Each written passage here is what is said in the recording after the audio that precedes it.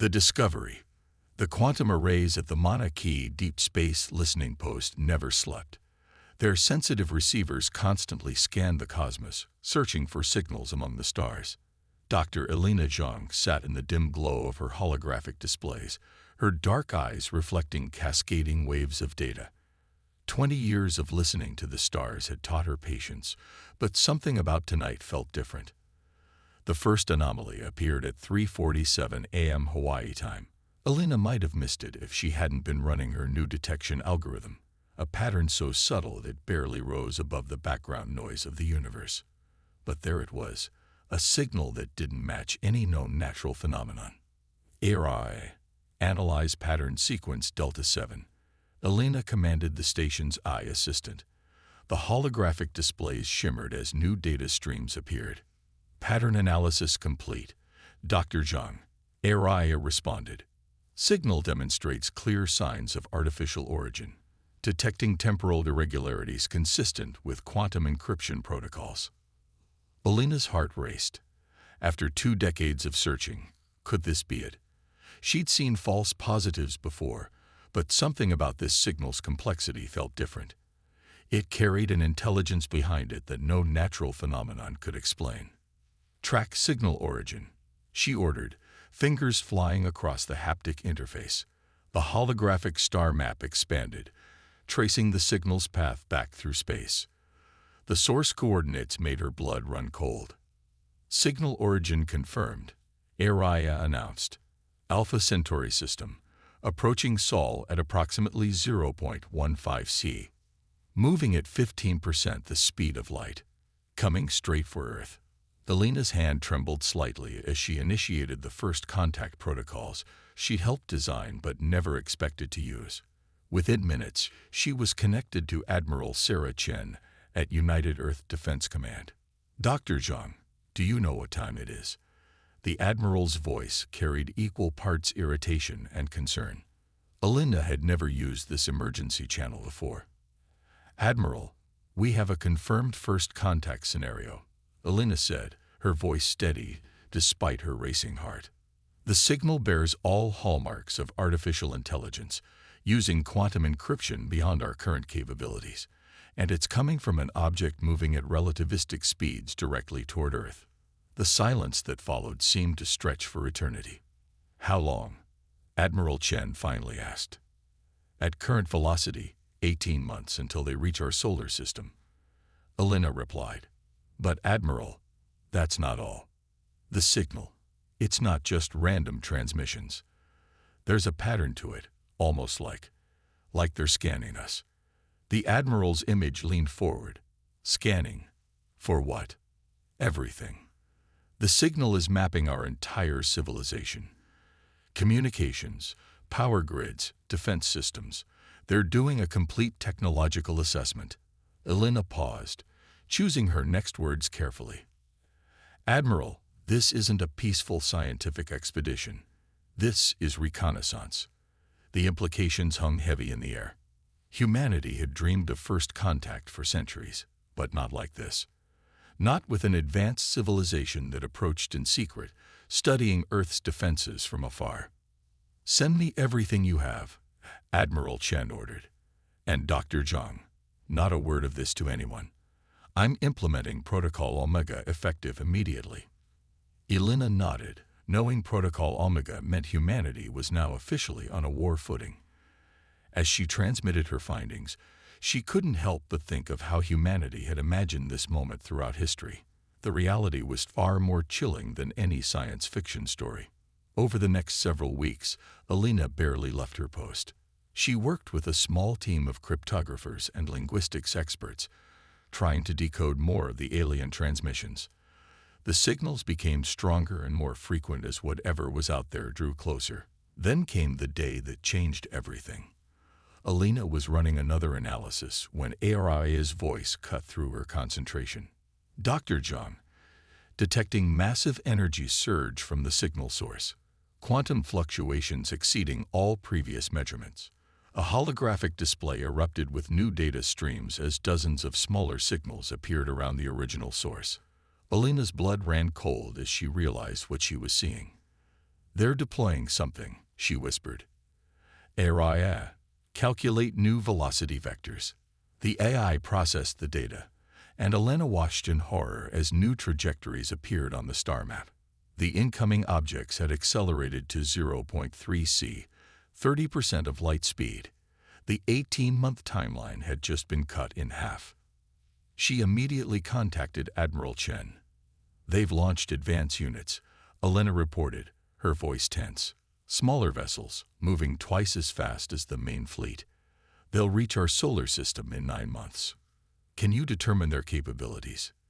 the Admiral asked. "The energy readings are off the charts," Elena replied.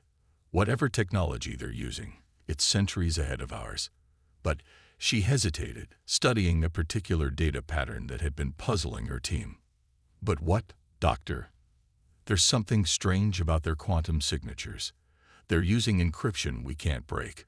But the underlying patterns, they're familiar somehow, like they're based on principles we've already discovered, just taken to an extreme we haven't reached yet." Admiral Chen was silent for a moment. "Are you saying we might be able to catch up? With enough resources and the right people?" Elena nodded. "Yes, we've been studying quantum mechanics for decades. We have the theoretical framework. We just need to make about 200 years of technological progress in 9 months." "Then that's exactly what we're going to do," the Admiral declared. "Dr. Zhang, I'm putting you in charge of Project Oracle. You'll have unlimited resources and access to every quantum physicist and engineer on the planet. Find us a way to fight back." As Elena began coordinating with scientific teams around the world, she couldn't shake the feeling that humanity was about to face its greatest test. The aliens clearly expected to find a primitive civilization, easy to overwhelm with their superior technology. Instead, they would find a species that had spent its entire history overcoming impossible odds. The next 9 months would determine whether humanity would become just another conquered species or prove itself worthy of the stars. As Elena dove into her work, she remembered an old quote that seemed particularly fitting. "Necessity is the mother of invention." Humanity was about to become very, very inventive. In labs and research facilities across the globe, scientists worked around the clock. Quantum computers that had been theoretical constructs months ago were now being built. New understandings of space-time and energy manipulation emerged weekly. Humanity was compressing centuries of scientific progress into months, driven by the ultimate motivation: survival. Elena barely slept, dividing her time between decoding alien transmissions and coordinating research teams. The patterns in the alien signals were becoming clearer, revealing more about their technology and their intentions.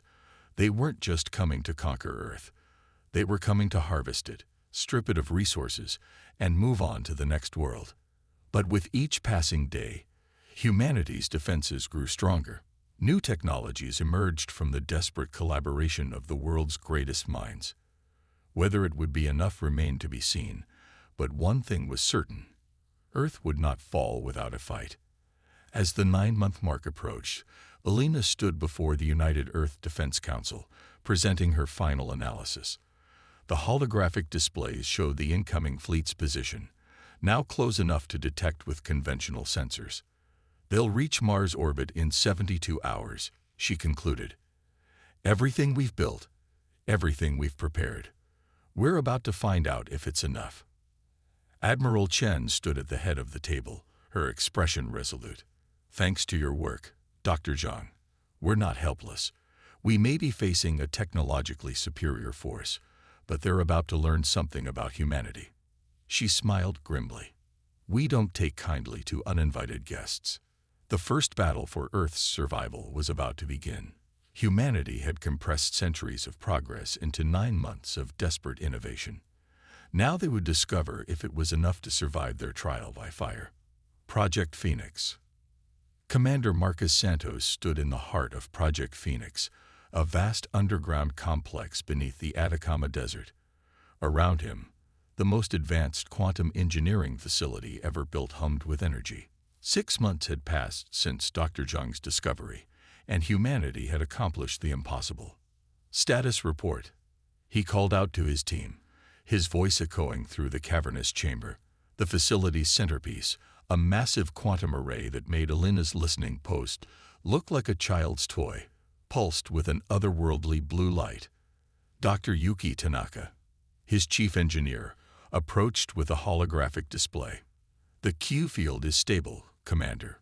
We're achieving coherence at ranges that would have seemed impossible just months ago." Her eyes gleamed with pride. "The aliens won't be the only ones with quantum tech." Marcus nodded, studying the readings. Project Phoenix had started as a desperate gamble, an attempt to reverse engineer alien technology from their quantum signatures. Now it was humanity's best hope for survival. The project had three components: defense, detection, and offensive capabilities. The defensive systems were nearly ready. A planetary shield that could theoretically match the energy signatures they detected from the alien fleet. Detection was fully operational, thanks to the quantum sensors they'd developed. But the offensive capabilities, that's where things got interesting. "Show me the weapon test results," Marcus ordered. Yuki brought up another hologram, this one showing a series of experiments conducted in the asteroid belt. The footage showed a small quantum device activating, creating a field of distorted spacetime that literally tore apart a medium-sized asteroid. "The quantum disruptor works by targeting the same frequencies the aliens use for their tech," Yuki explained. "In theory, it should be able to interfere with their systems, maybe even disable their ships entirely." "In theory," Marcus repeated. Theory was all they had. They wouldn't know if any of this worked until the actual confrontation. He was about to ask for more details when an alert sounded throughout the facility. "Commander Santos to the command center immediately," the AI system announced. "Priority Alpha." Marcus and Yuki exchanged glances before rushing to the elevator. In the command center, dozens of holographic screens showed various data streams, but all attention was focused on the main display. Dr. Elena Zhang's image dominated the screen, her expression grim. "Commander, we've detected a quantum surge from the fleet," she reported. "They're deploying something new. Multiple objects, about the size of small moons, just appeared in the Kuiper belt." Marcus felt his stomach tighten. "Show me." The display shifted to show the objects. Massive spherical structures that seemed to shimmer in and out of normal space. As they watched, the spheres began to move, accelerating toward the inner solar system. "Analysis suggests there's some kind of automated construction units," Elena continued. "They're gathering material from the Kuiper belt objects, growing larger as they go. If they reach Earth..." She didn't need to finish the sentence. Everyone knew what would happen. The aliens would strip mine the planet, just as they'd feared. "Time to intercept?" Marcus asked. "At current velocity, 48 hours until they reach Mars orbit. We're running out of time, Marcus." He turned to Yuki. "Is the Phoenix platform ready for deployment?" She hesitated for a moment. "The core systems are operational, but we haven't completed all the safety protocols. Using it now would be risky. Riskier than letting those things reach Earth," Marcus countered. He turned back to Elena's image. "Doctor, please inform Admiral Chen that we're initiating Project Phoenix ahead of schedule. We'll need the global defense grid at full power." Elena nodded and disappeared from the screen. Marcus turned to address the entire command center. "This is what we've prepared for, people. Humanity gets one shot at this. Let's make it count." The next 24 hours were a blur of activity. Around the world, quantum relay stations powered up, creating a web of energy that encircled the planet. In orbit, the hastily constructed defense platforms took their positions. And deep beneath the Atacama Desert, Project Phoenix prepared to reveal its true nature. Few people knew the project's full scope.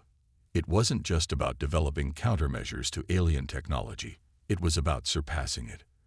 The quantum array wasn't merely a weapon. It was a key to understanding the fundamental forces of the universe. Marcus stood at the main control station, watching as the final preparations were made. Yuki worked frantically at her station, making last-minute adjustments to the quantum harmonics. All stations report ready, she announced. Quantum core is stable. Energy levels are optimal. She paused, looking up at Marcus. Sir, if this works.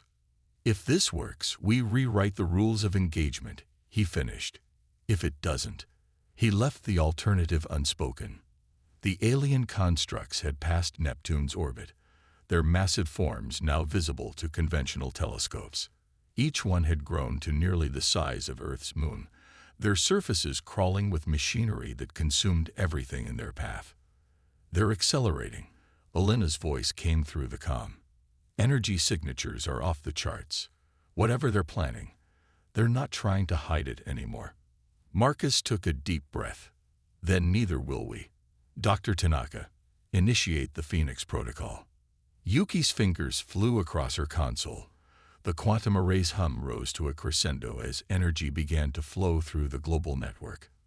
In orbit, the defense platforms activated, creating visible lines of force that connected them in a complex geometric pattern. Quantum harmonics aligned, Yuki reported. Field integrity at maximum. Ready on your mark. Marcus thought of all the simulations they'd run, all the theories they'd tested. None of it had prepared him for this moment. He opened a channel to Admiral Chen. Admiral, Project Phoenix is ready. Request permission to execute. Chen's response was immediate. Permission granted, Commander. Show them what humanity can do. Marcus nodded to Yuki. Activate the field. The quantum array pulsed once, twice, and then released a wave of energy unlike anything humanity had ever created. The defense platforms amplified and focused it, creating a quantum field that expanded outward from Earth at impossible speeds. On screens throughout the facility, they watched as the field reached the alien constructs. For a moment, nothing seemed to happen. Then the impossible occurred. The constructs began to distort, their perfect spherical forms wavering as the quantum field interfered with their fundamental structure. The machinery on their surfaces sparked and died as the field disrupted their control systems. It's working, Yuki exclaimed. The quantum disruption is cascading through their systems. But their victory celebration was premature. As the first wave of constructs began to fail, new signals appeared on their sensors. The main alien fleet had arrived, far ahead of schedule. Marcus watched as hundreds of ships emerged from quantum space, their designs organic and alien, their weapons already charging. Project Phoenix had won them their first battle, but the war for Earth was about to begin in earnest. All stations, battle stations, he ordered. This was just the warm-up. Now we show them what humanity can really do. As klaxons sounded throughout the facility, Marcus couldn't help but smile grimly. The aliens had expected to find a primitive species ripe for conquest. Instead, they'd found a civilization that had turned their own technology against them. The real fight was about to begin, and humanity was ready. First contact gone wrong. The alien flagship emerged from quantum space like a leviathan breaching the surface of a cosmic ocean. Its biomechanical form dwarfed everything humanity had ever built, stretching nearly 20 kilometers from bow to stern. Dr. Elena Zhang stood in the United Earth Defense Command Center, watching as the massive vessel took up position just beyond lunar orbit. They're broadcasting, Elena announced, her fingers dancing across the quantum interface. Multiple frequencies, using our own communication protocols. She paused, surprised. They're speaking English. Admiral Chen stepped forward, her expression carefully neutral. Let's hear it. The alien transmission filled the command center, its voice eerily human-like. People of Earth, we are the collective. Your recent display of quantum manipulation has intrigued us. We wish to establish diplomatic contact. Elena's quantum analysis programs were running at full speed, dissecting every aspect of the transmission. Something about the signal structure nagged at her consciousness, a pattern she'd seen before but couldn't quite place. They're lying, she whispered. Then louder, Admiral, the quantum signature of their transmission.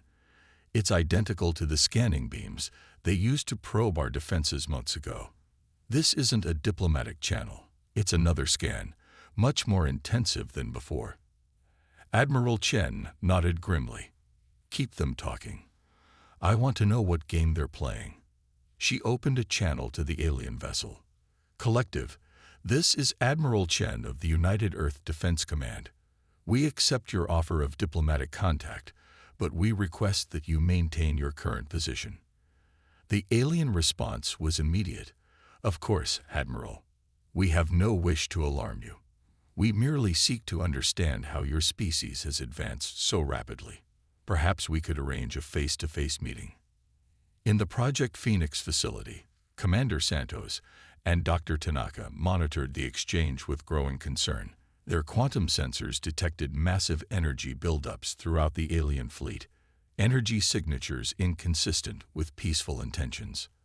They're positioning smaller ships in a grid pattern around Earth, Yuki reported. The formation matches theoretical models for a planetary containment net. Marcus opened a secure channel to Admiral Chen. Admiral, recommend immediate defensive posture. They're trying to box us in while they talk. Back in the command center, Alina's analysis programs suddenly flashed red. Admiral, I've identified the pattern. The quantum signature. It's not just scanning us. They're trying to infiltrate our network using some kind of quantum-entangled virus. They're attempting to disable Project Phoenix. Admiral Chen's response was immediate. All stations, defensive positions. Commander Santos, execute Protocol Omega. They want to see what we can do. Let's show them. The alien voice came again, all pretense of diplomacy gone. An admirable attempt at resistance, humans. Your quantum technology is impressive, for primitives. But you cannot hope to match the collective. We have consumed 1,000 worlds. Your resources will serve a greater purpose. Around the Earth, humanity's defense grid hummed to life. Project Phoenix's quantum field generators powered up, creating a protective shield that rippled with energy. But the aliens had been prepared for this. Their flagship's hull began to shift and flow like liquid metal, revealing weapon ports that defied conventional physics.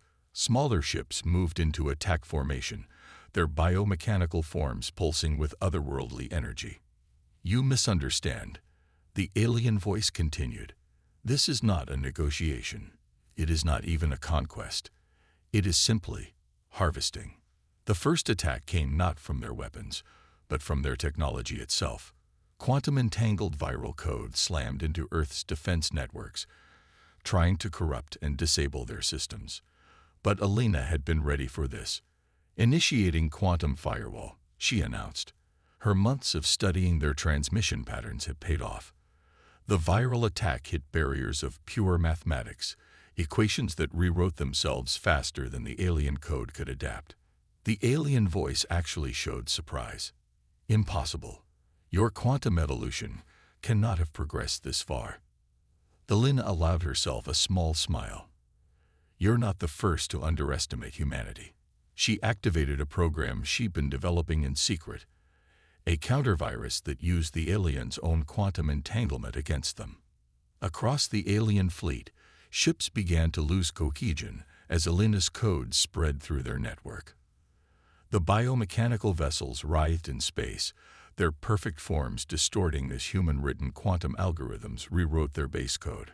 But the collective was far from defeated. Their flagship pulsed with energy, sending out a wave that restored control to their fleet. Then they launched their true assault. Beams of concentrated quantum energy lashed out at Earth's shields, probing for weaknesses. Where they found them, they began to tear holes in space itself, attempting to create corridors directly to the surface. In the Project Phoenix facility, Marcus watched the battle unfold with growing concern. They're trying to bypass our shields completely by warping space-time, he reported. Conventional defenses won't stop them. Yuki looked up from her console, her eyes bright with sudden inspiration. Then we don't fight conventionally. Commander, remember our theoretical work on quantum state inversion. Marcus's eyes widened as he understood. It's untested. If we get it wrong. If we don't try, none of that matters, Yuki countered. She was already programming the commands. We can use their own space-time distortions as a carrier wave. Turn their attack into a conduit for our counterattack. Around the world, the battle raged. Alien ships clashed with human defense platforms in a display that made Aurora Borealis look dim by comparison. The night sky blazed with quantum fire as two civilizations fought not just for survival, but for fundamentally different visions of the universe. In orbit, the alien flagship began to power up what appeared to be its main weapon, a device that could literally tear the quantum structure of space apart. If it fired, no shield would be able to stop it. All stations. Admiral Chen's voice was steady despite the chaos. Prepare for Protocol Phoenix rising.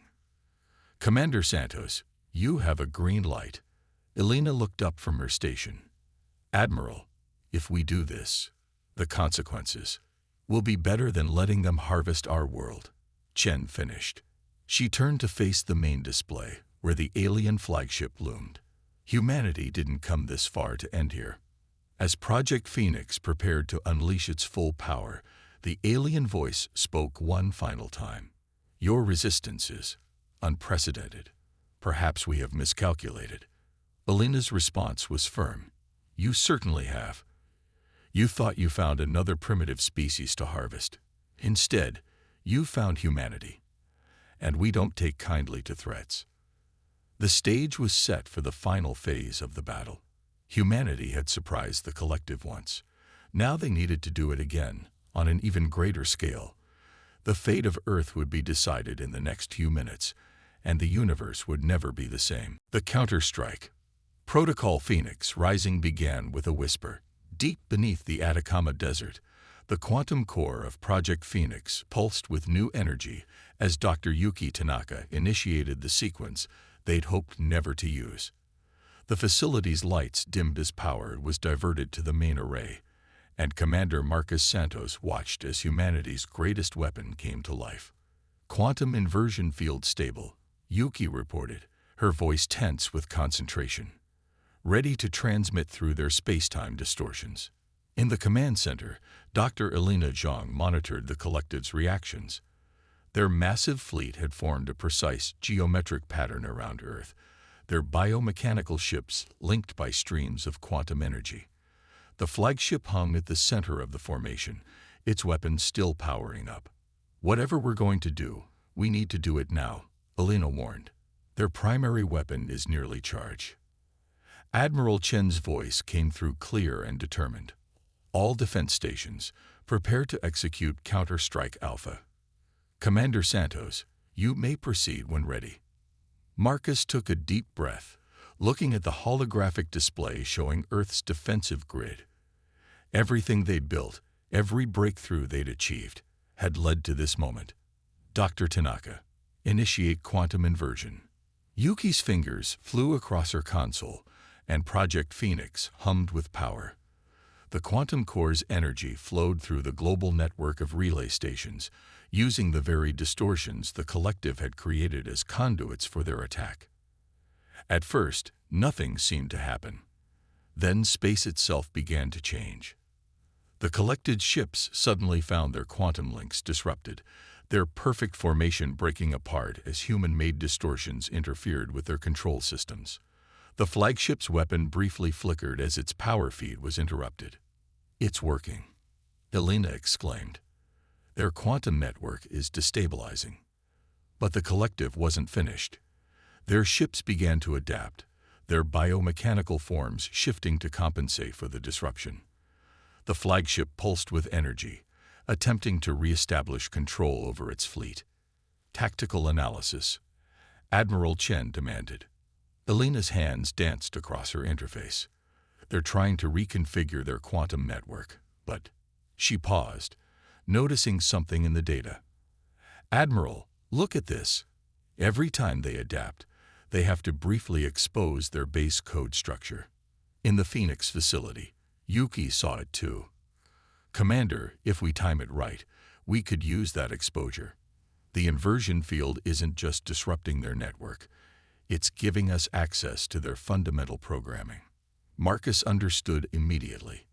We can rewrite them, not just disable their weapons, but change how their entire system works. He opened a channel to Elena. Dr. Zhang, can you get me a prediction of their adaptation pattern? Already on it, Elena replied. Sending you the quantum signature analysis now. The battle above Earth had become a war of information as much as energy. Each time the collective tried to restore their network, Project Phoenix's quantum inversion field forced them to expose more of their base code. Elena's programs captured these fragments, building a complete picture of how their technology worked. They're not just ships, Elena realized, studying the data. Their entire fleet functions like a single quantum computer, and we've just gained administrator access. The alien voice boomed through all channels, its artificial calm finally breaking. What are you doing? This technology is beyond your comprehension. Stop, or we will be forced to take more drastic measures. Admiral Chen's response was cold. You threatened our world. Did you think we would just surrender? The flagship's weapon had reached full power, its energy signature threatening to tear a hole in spacetime itself. But before it could fire, Yuki made her move. Quantum override initiating, she announced. Transmitting new base code now. Through the quantum inversion field, human-written commands began to flow into the collective's network. Their ships twisted in space as conflicting instructions fought for control of their systems. The flagship's weapon sputtered and died as its quantum matrix was rewritten from within. How? The alien voice demanded. You were primitive. You were meant to be harvested. Elena allowed herself a grim smile. You gave us 9 months to prepare. Humanity has achieved more in less time when properly motivated. The collective made one final attempt to regain control. The flagship's hull began to ripple, trying to physically separate itself from the compromised network. But it was too late. Quantum override complete, Yuki reported. We have full access to their systems. Marcus opened a channel to Admiral Chen. Admiral, the collective's fleet is under our control. Awaiting your orders. In the command center, Chen studied the tactical display. The alien ships hung motionless in space, their biomechanical forms now responsive to human commands. It was a complete victory, but she knew better than to celebrate too early. The threat isn't over, she warned. Commander Santos, begin implementing containment protocols. Dr. Zhang, I want every bit of data from their systems analyzed. We need to know if there are more of them out there. As the defense forces began securing the captured fleet, Elena detected a new quantum signature emanating from the flagship. It was different from anything they'd seen before. Not a weapon or a communication, but something far more fundamental. Admiral, she called out, her voice urgent. I'm detecting some kind of fail-safe protocol activating in their systems. Whatever it is, it's changing the very structure of their quantum matrix. In the Phoenix facility, Yuki's monitors lit up with warnings. Commander, the flagship is initiating some kind of quantum cascade. If it reaches critical levels, she didn't need to finish the sentence. They all knew what a quantum cascade could do, tear apart the fabric of spacetime itself. The collective's final message was clear. If they couldn't have Earth, they would try to take it with them. Marcus looked at the readouts, his mind racing. They had seconds to prevent a catastrophe that could destroy not just the fleet, but potentially the entire solar system. Everything they'd accomplished, every victory they'd achieved, would mean nothing if they couldn't stop this final threat. Dr. Tanaka, he said, his voice steady despite the chaos, prep the quantum core for full power. If they want to play with spacetime, we'll show them they're not the only ones who know how to rewrite the rules of reality. The final phase of the battle was about to begin. And this time, the stakes weren't just Earth's survival. They were the very fabric of spacetime itself. Victory's price. Time seemed to slow in the Project Phoenix facility as Commander Marcus Santos watched the quantum cascade begin to build within the collective's flagship. The massive vessel pulsed with energy that defied the laws of physics, its biomechanical form twisting as spacetime began to warp around it. Cascade will reach critical threshold in 40 seconds, Dr. Yuki Tanaka reported, her fingers flying across multiple interfaces. Once it starts, there's no stopping it. In the command center, Dr. Elena Zhang's quantum analysis programs were working overtime, trying to decode the cascade structure. It's not just a destructive failsafe, she realized, her eyes widening. It's a beacon. Explain, Admiral Chen demanded. They're not just trying to destroy us. They're sending a signal through quantum space, calling for reinforcements. Elena's voice was grim. If that signal reaches its destination, we'll have an even bigger collective fleet here within days.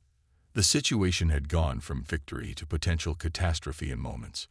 If they couldn't stop both the cascade and the signal, Earth would face either immediate destruction or an overwhelming second invasion. Marcus opened a channel to both the command center and Yuki's station.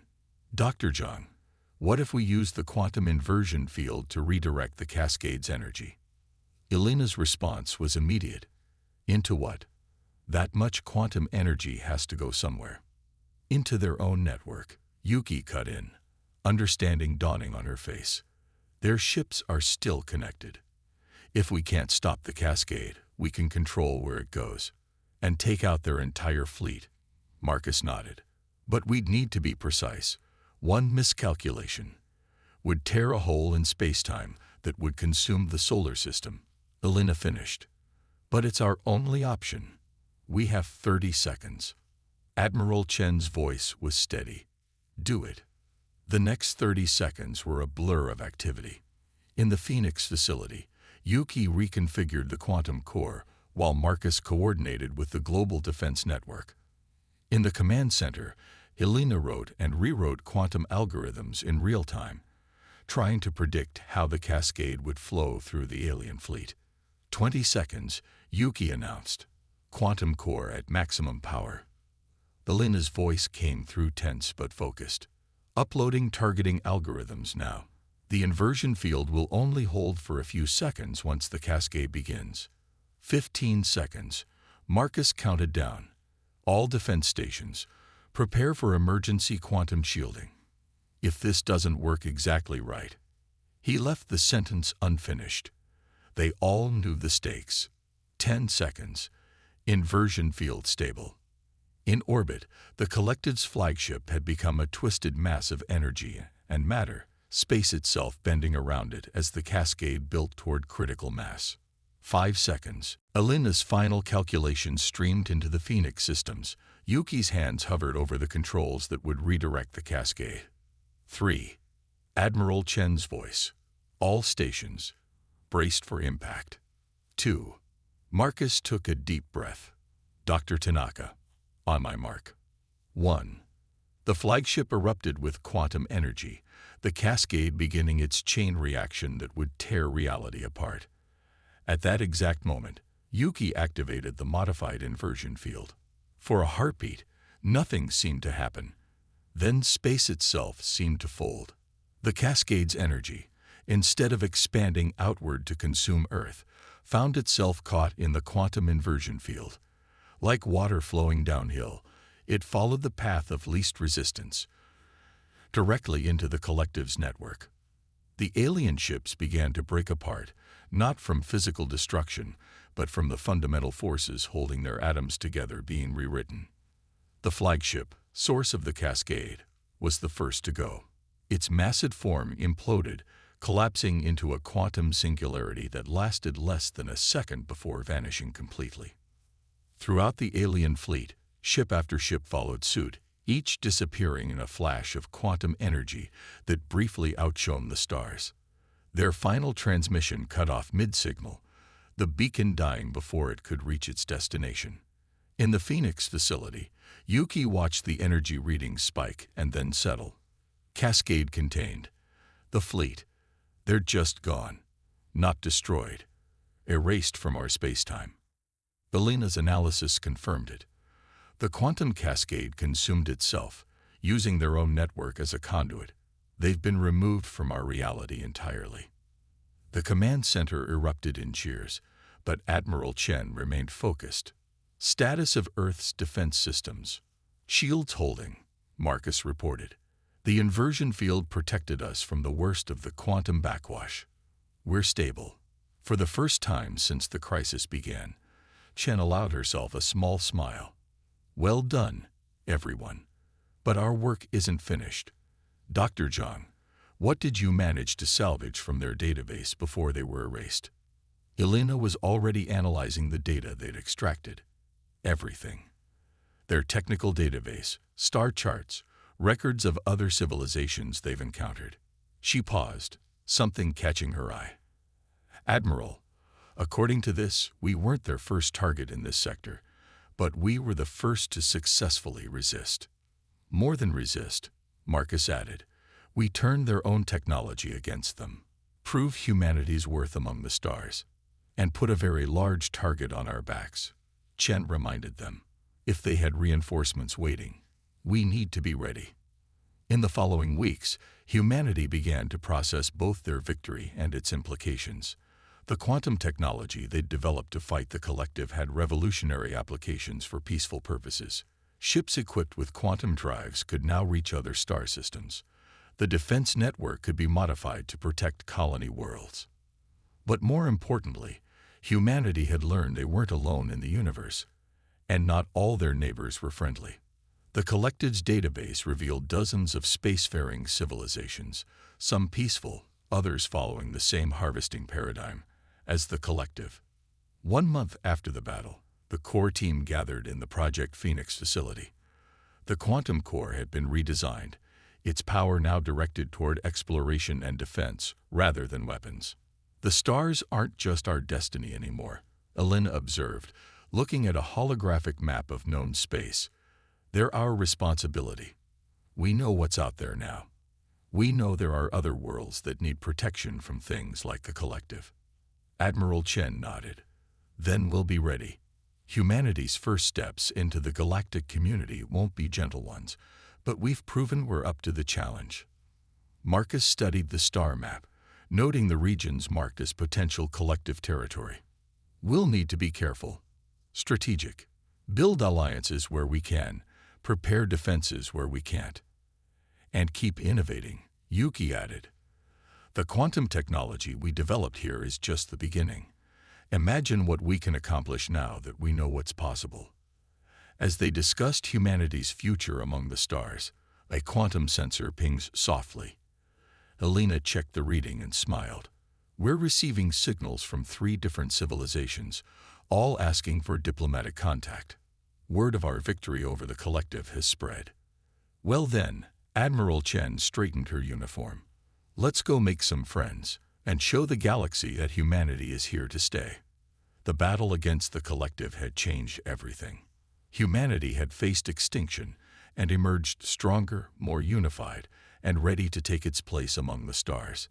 They had proved that determination, innovation, and courage could overcome even the most advanced adversaries. As Project Phoenix transformed from a weapon of war into a beacon of exploration and defense, its name took on new meaning.